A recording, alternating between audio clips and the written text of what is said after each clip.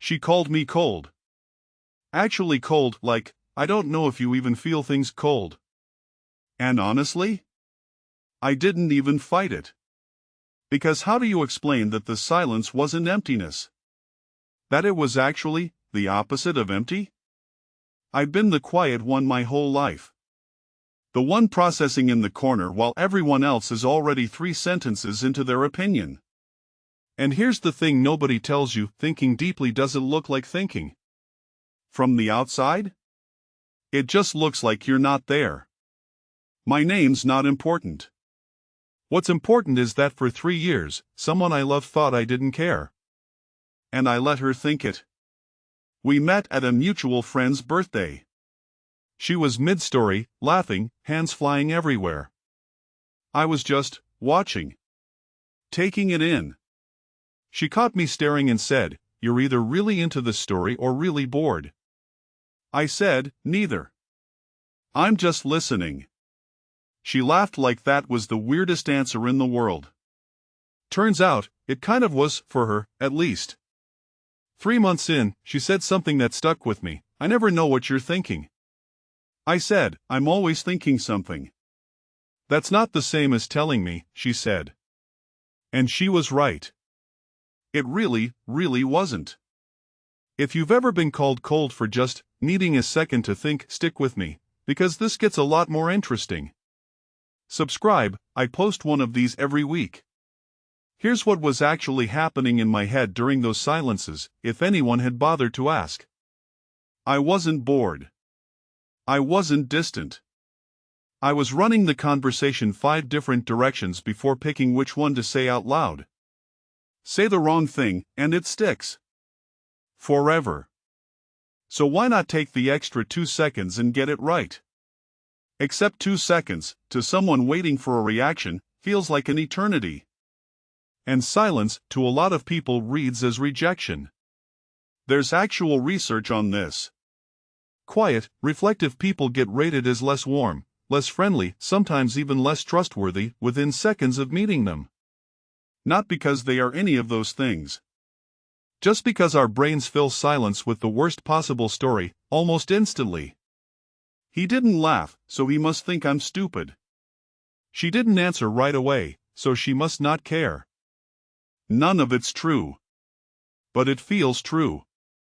There's a name for this too: the silence as signal bias. We're wired to treat a pause as data. As information. Even when it's really just someone thinking. Think about the last time a friend went quiet mid-conversation. Did you wait? Or did your brain already start writing the story of what it meant? Be honest with yourself for a second. Most of us fill the gap immediately. And most of the time? We fill it wrong. My mom used to worry about me as a kid. Teachers would say, "He's so serious for his age." Like being thoughtful was a problem to fix. I learned early that silence made adults uncomfortable.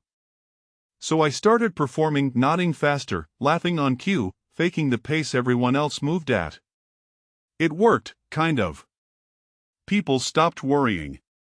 But somewhere in there, I also stopped trusting my own actual reactions. Fast forward to her. To us. To a relationship slowly cracking because I trained myself to hide the one thing she actually wanted, my real response. One night she asked, dead serious, "Do you even love me?"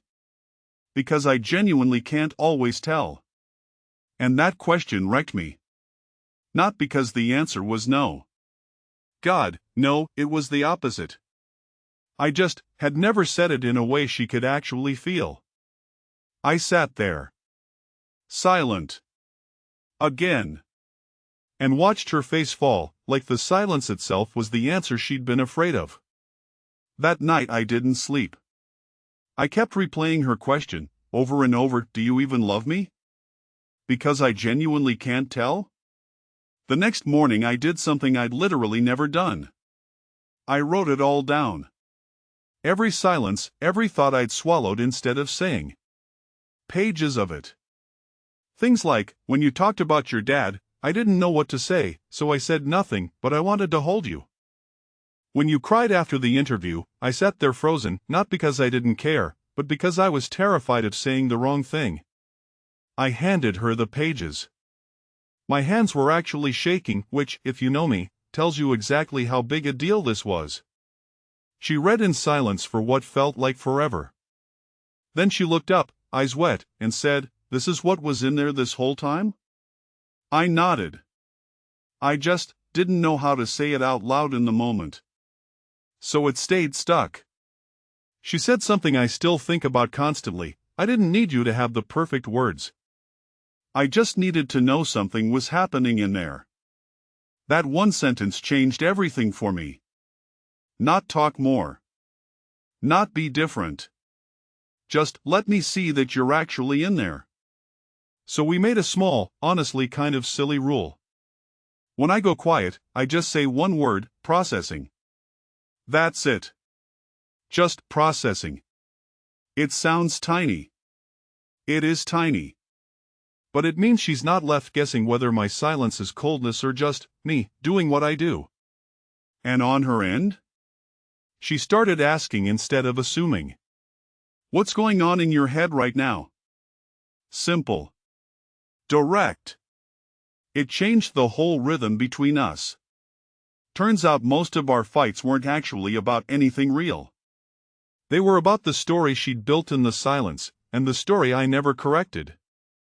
I looked deeper into why this happens so much with people who think this way, the ones who process everything internally before speaking. Psychologists call it something like high internal processing load. Basically, more is happening upstairs before a single word makes it out. The tragedy is, that depth, the thing that makes someone genuinely thoughtful, gets mistaken, constantly, for indifference. For not caring at all. We reward quick responses. Fast talkers seem confident. Fast reactions seem engaged.